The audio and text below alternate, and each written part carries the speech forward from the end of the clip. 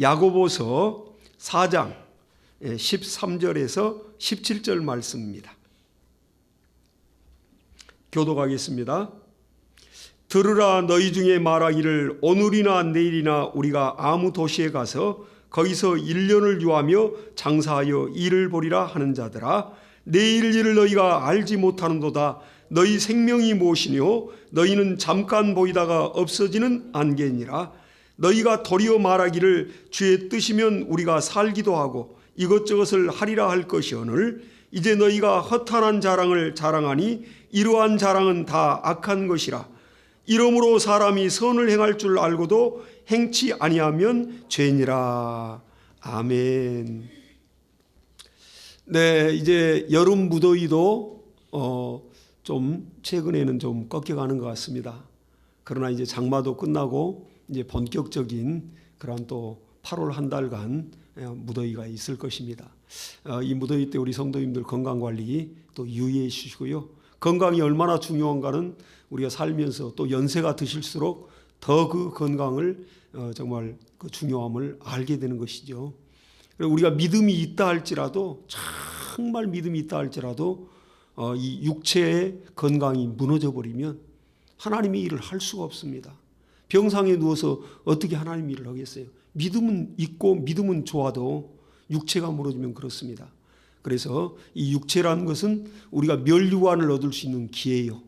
또 하나님 앞에 설 때 잘했다 칭찬받을 수 있는 기회이기 때문에 이 육체의 건강과 또 지혜와 그런 재력과 그런 권력 권세가 있다면 그것을 하나님의 일에, 영혼 살리는 일에 우리는 헐벗고 굶주린 자들을 또 그들을 도와가면서 복음을 전하는 일에 막 이 닳아질 육체를 써야 됩니다. 가만히 놔둬도 닳아지고 소진되어서 흙으로 갈 텐데 얼마나 정말 그 육체를 잘못 사용하면 바로 죄악으로 연결되어 버리지 않습니까? 육체의 소욕과 정욕이 하나님과는 원수가 된다고 로마서 8장이 말하고 있습니다. 그래서 우리는 할 수만 있으면 이 육체를 성령으로 다스리고 가장 가치 있게 쓸 수 있도록 그렇게 우리는 더 건강 관리도 잘하면서 또 하나님 일에, 영혼 섬기는 일에, 교회 섬기는 일에 귀하게 그런 쓰임받는 육체로 해야 될 것입니다. 이제 우리가 이 여름철에 보면 이 매미들이 많이 울고 있고 또 매미 소리가 얼마나 좋습니까? 그 한여름 날에 잠깐 이러다가 이런 느티나무 아래 또 숲속에 잠깐 쉬다 보면 그 매미 소리가 그렇게 청량하고 좋죠. 근데 도시에서의 매미 소리는 이 매미 소리가 한두 마리가 울어야 또 이렇게 참 좋은데 워낙 번식력이 강하고 이렇게 개체수가 번식하다 보니까 뭐 이거 매미 소리가 아주 공해가 돼 버렸어요. 잠을 잘 수가 없어요. 막. 그러니까 그 아름다운 소리가 너무나 이렇게 모든 건 과유불급인 것 같아요. 아주 좋은 것도 과하면 그게 해가 되고 그렇습니다. 우리가 맛있는 음식도 배고플 때는 그렇게 우리가 좋은데 그 차고 넘칠 때는 그것도 또 많이 먹다가 또 배탈이 나고 또 병원에 가고 그런 어려움이 있잖아요. 그러듯이 좋은 것도 너무 도가 넘어가면 정말 해를 끼치고 마는 것입니다. 근데 이 여름철에 보면 밝은 이렇게 불빛이 탁 있는 가운데 가로등 같은 거 보면 또 전등불빛 밝은 데 보면 이 여름날에 막 이런 날파리들, 하루살이들 막 이런 나방들 막 저녁이면 모여들잖아요. 특히 저녁에. 낮에는 이제 햇볕이 있으니까 뭐 전등불을 켜야 뭐 이렇게 밝은지도 모르지만 근데 저녁에 전등불을 켜놓으면 거기에 많은 이런 해충들이 모여들고 그리고 하루살이들이 얼마나 많이 모여든지 몰라요. 그리고 나서 아침에 이제 딱 일어나서 보면 그 가로등 밑이라든가 그 전등불 밑을 보면 얼마나 많은 하루살이들이 다 죽어 있는지 몰라요. 그 하루살이의 그 사체가 아주 즐비해 있습니다. 참 그걸 보면서 야 정말 우리 인생이 하루살이가 같다고 이렇게 표현을 하고 있습니다. 많은 시인들이 그렇게 시를 짓고 노래를 하잖아요. 그리고 우리 인생이 유한하지가 않습니다. 아니 무한하지가 않아요. 우리는 유한적인 존재요, 시한적인 존재들입니다. 그러니까 뭐 이렇게 우리가 즐겨 부르는 그런 노래들의 노래 가사에도 뭐 인생은 나그네 길, 나그네 길인지 예수를 믿든지 안 믿든지 다 알아요. 죽음을 맞이하니까 야, 이렇게 죽고 나면 이 땅에 우리가 없잖아요. 우리 부모님, 또 우리 아버님, 어머님, 물론 살아계신 또 부모님들도 계시지만은, 그러나 저도 역시 이제 아버님이 지금 곁에 안 계신 지가 한 30년이 다 돼갑니다. 그렇게 내게는 정말로 든든한 그런 분인데, 우리 어려서 아빠를 보면 우리 아이들도 마찬가지일 거예요. 아버지를 보면 모든 거 다 해줄 것 같아. 든든하죠. 또 어머니를 보면 너무너무 포근하고 다 안아주고 다 이해해 줄 것 같아. 든든하죠.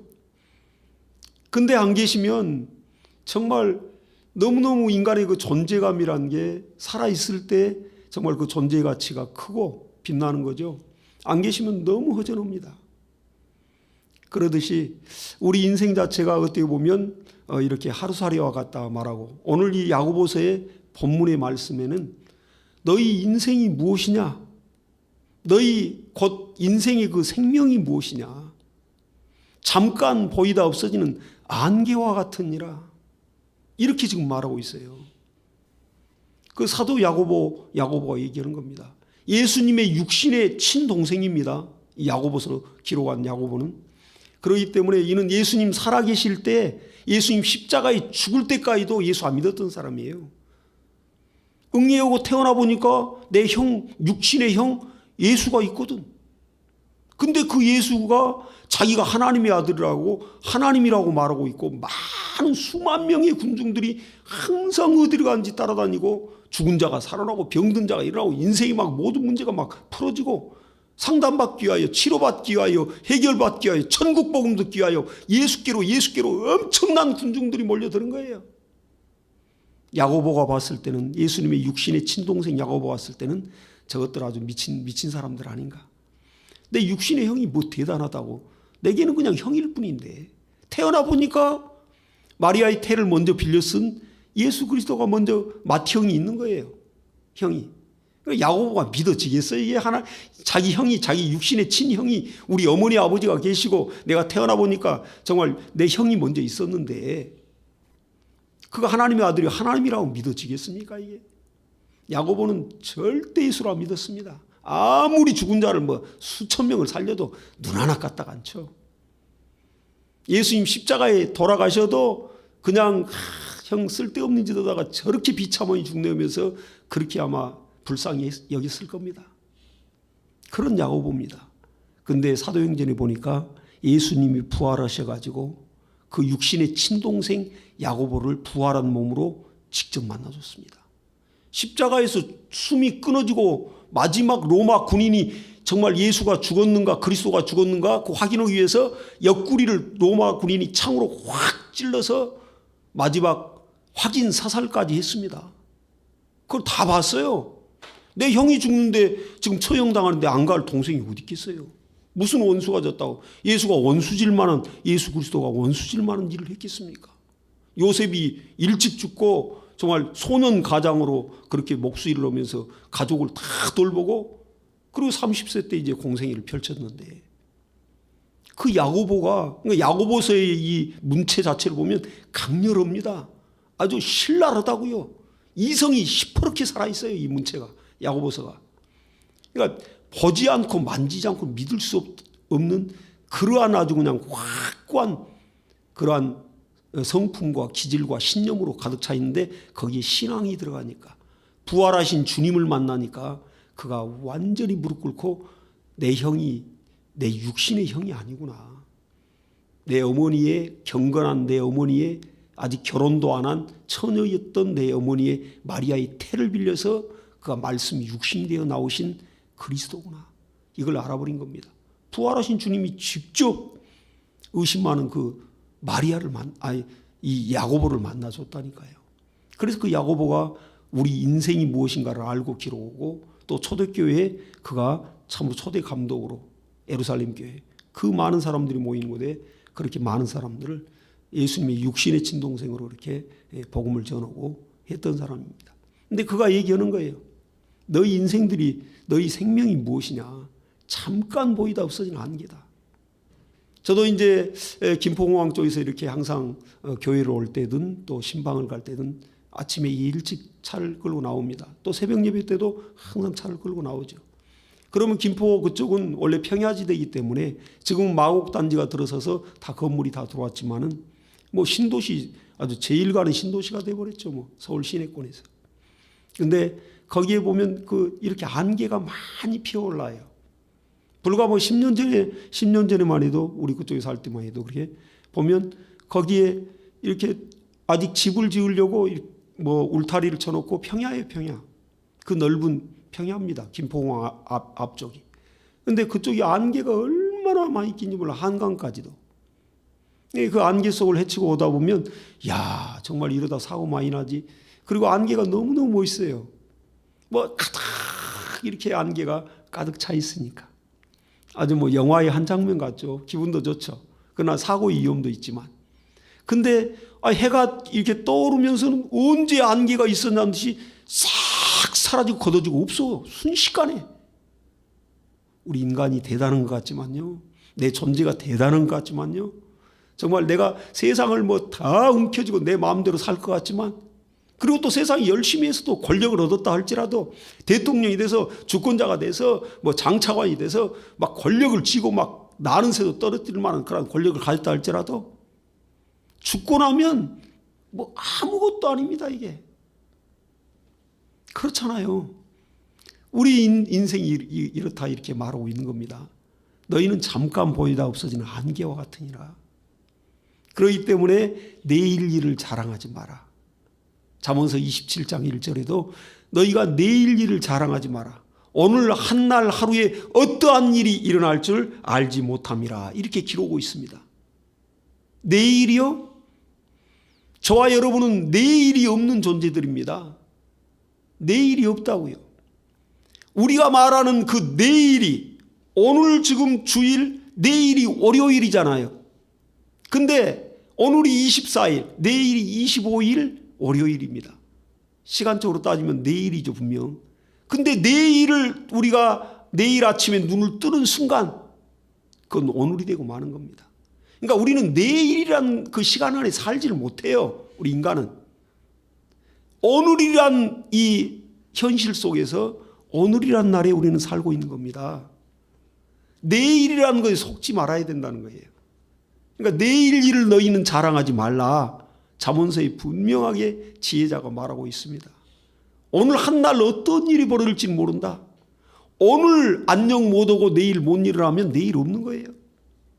그리고 이 내일이라고 말하고 그렇게 어떠한 계획을 세우고 부푼 꿈을 꾸고 열심히 살았다 할지라도 내일을 눈은 뜨는 순간, 해가 떠오르는 순간 바로 내일이라고 말하는 그 시간이 오늘인 겁니다. 우리는 오늘에 살고 있어요. 오늘. 그러니까 오늘 내가 무언가를 하지 않으면 내일은 그건 뭐 헛된 것이죠. 말도 안 되는 것이죠. 우리는 그것을 깨달으라고 성경은 누차 말하고 있는 겁니다. 그래서 이렇게 하루살이들이 그렇게 하루 정말 살아갈 때, 그리고 나서 그 전등 불빛 아래, 가로등 불빛 아래 저녁에 그렇게 불나방같이 모여들어서 저녁에 그 불빛 속에서 막 떠들고 먹고 마시고 놀고 막 했는데 내일이 있을지 알았거든. 그리고 마지막 이제 헤어지려고 보면서 우리 친구야 내일 만나자. 근데 내일이 있었냐고요. 우리 인간이 볼 때 그 다음날 아침에 딱 일어나 보니까 가로등 밑에 전등 불빛 아래 그 밑에 보니까 아침에 이 하루살이의 사체들이 그냥 질비하지 않습니까? 그들도 내일 만나자겠다니까요. 하루살이 친구들이. 우리 내일 보자. 오늘 즐거웠어. 친구야 내일 보자. 내일이 어디 있습니까? 그러니까 우리 인간은 이렇게 참 연약한 존재고 정말 내일이라는 것이 없는 존재라는 것을 우리가 정말 인정을 해야 됩니다. 하나님 앞에는 하루가 천년 같고 천년이 하루 같은지 알지 못하느냐 말하고 있습니다. 영원한 영생은 하나님께 있습니다. 우리 또한 영적 존재로 예수 그리스도를 영접하고 나면 영생을 얻습니다. 그래서 영생은 유일하신 참 하나님과 그의 보내신 자 예수 그리스도를 아는 것이니이다. 이렇게 말하고 있습니다. 예수를 내가 영접해야, 예수를 내가 믿어야 영원한 생명, 영원히 죽지 않고 영원히 희락을 누리고 영원히 영광 속에서 정말 살아가는 그러한 영적 존재로 영생이 있는 것입니다. 이 땅에서는 누구도 영생에 대해서 알 리가 없죠. 오직 예수 믿는 그리스도인들만이 성령으로 인하여 하나님의 말씀을 깨달으니까 영원한 세계가 있고 영원한 생명이 있다는 것을 알게 되는 거죠. 너무너무 소중하지 않습니까? 그러니까 이 하루살이가 아무리 건강하고 아무리 지혜가 있고 아무리 돈을 많이 모으고 아무리 권력을 쥐고 있어서 많은 사람들을 통치한다 하더라도 오늘 저녁에 하나님이 너 오라 하면 모든 걸 내려놓고 가야 되는 거예요. 누가복음 16장에도 이 부자에 대하여 얘기를 하고 있습니다. 그 부자와 거지 나사로에 대하여 예수님이 비유를 하면서 이 부자가 얼마나 돈을 많이 모으고 뭐 조상으로부터 부동산을 물려받았든 또 그 땅과 농토를 많이 물려받았든 좌우지간 해년마다 소출이 늘어나고 늘어나는 거예요. 이 땅의 부자들 보세요. 돈이 이 시간도 돈을 벌고 있습니다. 우리가 돈 얼마 벌려면 얼마나 힘듭니까? 없는 자들은. 새벽부터 나가서 허리띠 졸라매고 막 땀을 흘리고 일해야 그래야 한 달에 월급 얼마를 이렇게 벌게 되는데 그런데 정말 이 부자들은 그 돈으로 투자를 해서 그 돈이 지금도 잠잘 때 이러고 있는 거예요. 그리고 그 돈이 계속 수익을 남기고 있습니다. 그러니까 이 부자가 날마다 호화롭게 연락하고 파티를 하고 친구들을 불러다가 막 잔치를 하면서 호화로이 연락하더라. 그리고 얼마나 잘 먹고 잘 입고 얼마나 육체를 돌보겠습니까? 그리고 자연수명으로 아주 잘 살다 가는 거죠.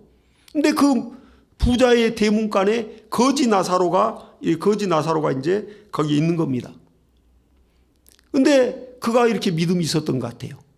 그러니까 부자는 이제 안에서 막 먹고 마시고 즐기고 파티가 이렇게 하는데 그 대문간에 이제 노숙자 같은 거지 나사로가 있는 거죠. 근데 그가 얼마나 헐벗고 굶주리고 얼마나 참 그 상황이 비참하든지 그 몸이 이렇게 아픈데 상처난 데가 썩어가지고 고름이 나고 냄새가 나니까 길 가던 지나가던 그 개가 와가지고 막 그 상처를 핥고 그랬다고 기록을 하고 있습니다. 근데 부자의 집에서는 얼마나 많은 지금 그 재물이 차고 넘쳐서 이렇게 이웃과 나누지 않고 그리고 또 헐벗고 굶진 자를 돌아보지 않고 그렇게 날마다 잔치를 하는 거예요. 근데 이제 부자도 한 날 죽고 거지도 한 날 죽었다고 그랬어요. 예수님이. 하나님이 부르시는데 뭐 그날 그 시간에 가야지 뭐 버틸 장사가 어디 있어요. 오늘 너 누구야 오라. 하나님이 딱 만드신 자가 부르시면 가야 되는 거예요. 못 버텨요. 돈으로도 못 버티고 내가 내 힘으로도 못 버티고 내 권력으로도 못 버티고 하나님께 대항하여 핵무기를 써도 못 버티는 겁니다.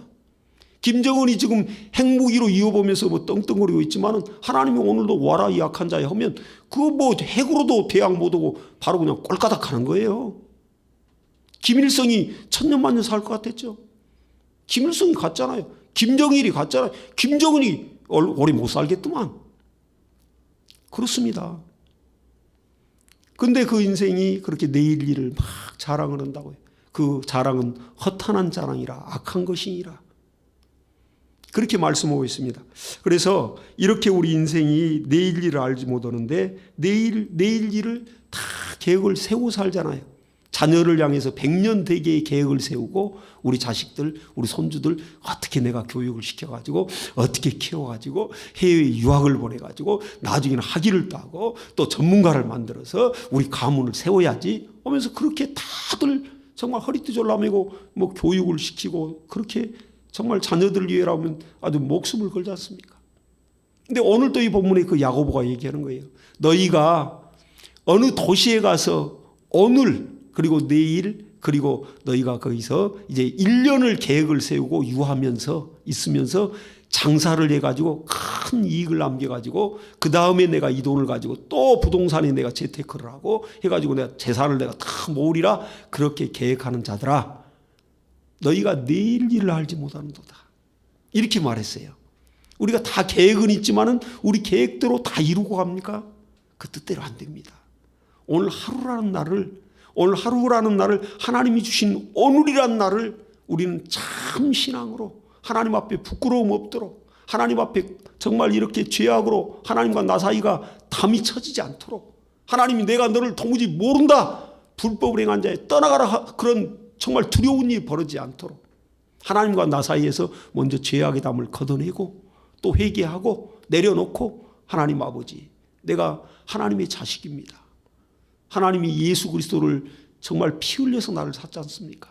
아버지, 내가 아버지께로 내가 돌아옵니다. 아버지의 뜻이 무엇입니까?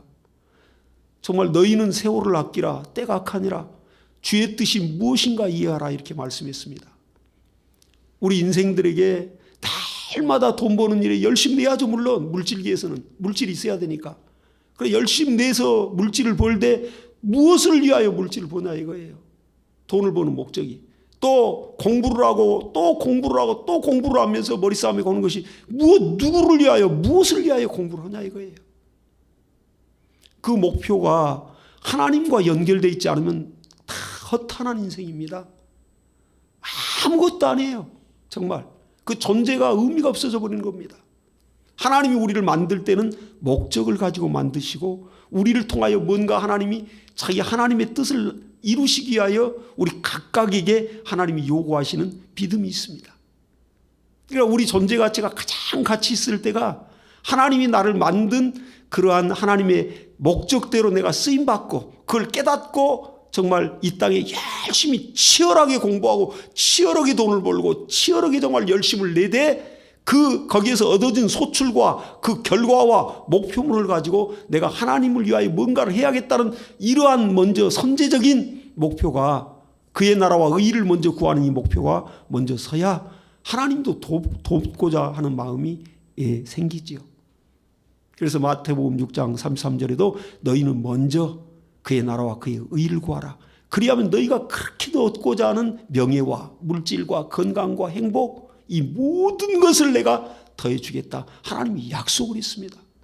그런데도 그 약속을 우리는 가볍게 여기고 먼저 그의 나라 의의를 구하는 게 아니라 내가 먼저 육신이 원하는 것에 먼저 빠르다고요. 그래 순서가 바뀌니까 이게 뜻대로 될 리가 없죠.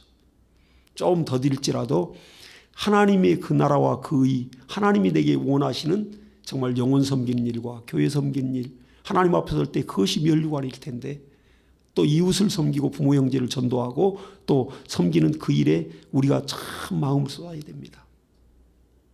너무 당연한 것 같지만 너무 우리가 이것을 가장 기본이고 가장 큰 것을 놓치고 살 때가 많습니다. 그래서 하나님께서도 이렇게 말씀하시는 거예요. 이제 오늘날 너희가 그의 음성을 듣거든 노하심을 격동할 때와 같이 너희 마음을 강팍해 하지 마라. 이렇게 히브리서에 말하고 있습니다. 오늘이란 날을 얘기하는 겁니다. 오늘날 너희가 하나님의 음성을 듣거든, 하나님의 음성을 누구야 이렇게 이런 신비주의 같은 것은 없습니다. 물론 극한 상황에서 하나님이 누구 음성을 이름을 부르는 것이 있어요. 없는 게 아닙니다. 성경에도 그게 나와 있고 사건이 맨날 하나님의 음성 듣는다 해서 누구야 이렇게 해라, 이런 장사를 하면 잘 되리라, 좌편으로 우편으로 가라, 너를 만나는 귀인이 있으리라, 이런 정말 쓸데없는, 귀신도 거기에 역사하고 헛것을 들리게 만들고 헛것을 보게 하죠. 그 신앙은 엉망이 되고 말죠.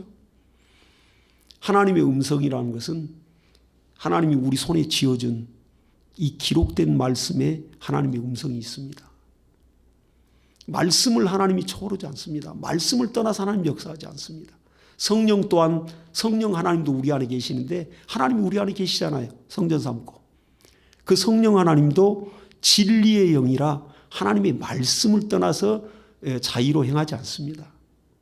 예수 그리스도 하나님의 아들도 아버지의 명령을 따라 말하고 아버지의 명령을 따라 행한다고 자기 자의로 하지 않는다고 말씀했어요.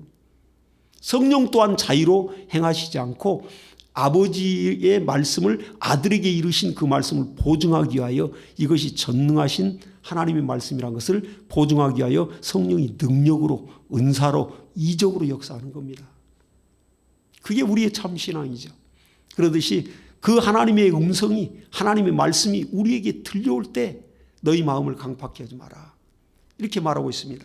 그리고 이제 고린도전서 10장 11절 이하에 오직 오늘이라 일컫는 날에 죄의 유혹으로 강팍게 됨을 면하라. 그러니까 오늘이란 게 얼마나 중요한지 몰라요. 오늘을 내가 열심히 하나님을 섬기고 오늘을 내가 바르게 하나님의 명령 따라 순종하지 않으며 내일을 기대한다면 그건 참으로 잘못된 삶을 사는 겁니다. 이 땅의 육신의 삶도 마찬가지입니다. 오늘이란 날을 내가 성실하고 정말 열심히 땀 흘리고 열심히 땀 흘려서 일하고 열심히 땀 흘려서 공부하고 열심히 땀 흘려서 정말 세상을 살아가지 않으면서 내일의 어떤 꿈을 갖는다? 삼척동자도 그것을 인정치 않습니다. 어떠한 사람도 그가 하는 말을 인정치 않죠. 오늘을 무시하고 오늘을 소홀히 살면서 내일의 어떤 영광을 보려 한다는 것은 내일이 곧 오늘이, 내일이 오늘이 되는데 그걸 누릴 수 없는 겁니다. 그러니까 성경도 역시 하나님도 역시 오늘이란 날에 또 오늘날 그 하나님의 음성을 듣거든 정말 너희 마음을 강팍하지 마라. 광야에서 이스라엘 백성들이 엎드러진 자들이 죽은 자들이 한두 명이냐. 그 광야 40년 동안에 다 죽었습니다. 그들이 그렇게 정말 쓰러져 갈 때 하나님 앞에 불순종하고 강팍한 심령으로 하나님을 무시하고 또 하나님을 대적하고 이러면서 다 죽어갔거든요. 그리고 그 출애굽 1세대가 여호수아와 갈렙 빼고는 모세까지도 광야에서 다 죽었습니다. 하나님이 하시는 선포된 말씀은 그대로 이루시니까요. 그들을 다 데리고 가나안으로 하나님은 한 달 이내에 들어갈 수 있었어요. 걸어서도 15일 길이니까. 근데 40년을 뺑뺑이 돌렸습니다. 그렇게 고난받고 그렇게 훈련받고 그렇게 척박한 땅에서 하나님 섬기는 예법과 정말 그 하나님의 법도를 율례를 법도를 지키게 되었지만은 그러나 하나님 가나안으로 그들을 인도하지 않았습니다. 오로지 믿음의 고백을 했던 여호수아와 갈렙만이 그리고 가나안에서 광야에서 태어난 그 세대만이 가나안을 들어갔습니다. 우리가 이 정말 광야 가운데서 이 광야의 생활에서 우리는 지금 광야에 있습니다. 여기에서 우리가 훈련을 받을 때 참으로 그 훈련을 빨리 통과하려면 내가 내 자신을 부인하고 하나님 말씀에 내가 순종할 때 나를 꺾고 말씀에 순종하는 순간 신기하게 말씀대로 되어진 그런 능력과 이적들을 경험하게 됩니다. 그때 믿음이 한 단계 쑥 커버리는 거죠. 그러듯이 우리가 이렇게 믿음으로 승리해야 되겠습니다. 그래서 하나님께서 오늘 또 이렇게 얘기하는 것입니다. 세월을 아끼자. 세월을 아끼라. 그리고 정말 이 말씀이 젊을 때는 저는 이 세월을 아끼라. 때가 악하니라. 이게 그렇게 마음에 크게 안 와닿았어요. 아직 내가 이렇게 나이도 안 먹고 새파랗게 젊고 뛰고 달리고 얼마든지 어떤 일이든지 실패해도 또 일어날 힘이 있고 하루 종일 축구를 하고 격한 운동을 해도 다음날 거뜬히 정말 출근을 하고 거뜬히 생활을 하는데 근데 이제 나이가 들고 또 나이가 드니까 이 육체가 날 가져가니까 어느새 흰머리가 나고 어느새 정말 눈이 어둡고 어느새 정말 이렇게 뻐그덕하고 정말 그 전날 조그만 어떤 운동을 했던 조그만 과학이 이랬던 그 다음날 일어나는데 너무너무 힘들 정도로 그리고 육체는 노쇠해 가고 이런 모습을 볼 때 정말 청춘이 아름답다. 정말 그러게 얼마나 우리 마음이 그렇습니까? 언제 이렇게 나이가 들었을까 할 정도로 연로우신 분들은 더겠죠. 세월을 아끼란 말이 굉장히 소중하게 들려옵니다. 젊은 사람들, 우리 학생들, 젊은이들 세월을 아껴도 시간은 금이야. 시간은 너 돈이라고 하잖아. 이 소리 아무리 해봐야 이게 몸으로 체득 안 되면 세월이 얼마나 귀한지 또 아까운지 정말 그걸 정말 뼈저리게 못 느끼죠. 근데 정말 우리가 이렇게 내가 시한부 인생이라 내가 중병에 걸렸다든가 그렇다면 의사가 3개월밖에 못 산다고 생각해 보세요. 젊든 또 연로시든 남녀노소 다 이렇게 이런 질병이 걸렸다고 생각해 보세요. 3개월밖에 진짜 못 살아. 그렇다면 과연 하루하루가 얼마나 소중할까? 소중하죠. 실제 소중하지 않습니까? 그래서 하나님도 세월을 아끼라. 그리고 세월을 아끼되 하나님의 뜻. 내가 하나님 앞에 결국은 믿는 자들은 하나님 앞에 서고 믿지 않는 자들은 하나님 앞에 설 수도 없고 지옥으로 이제 가게 될 텐데 이 영이 뼈와 살이 있는 몸이 되고 인격 지정의가 확 살아나는 게 부활입니다.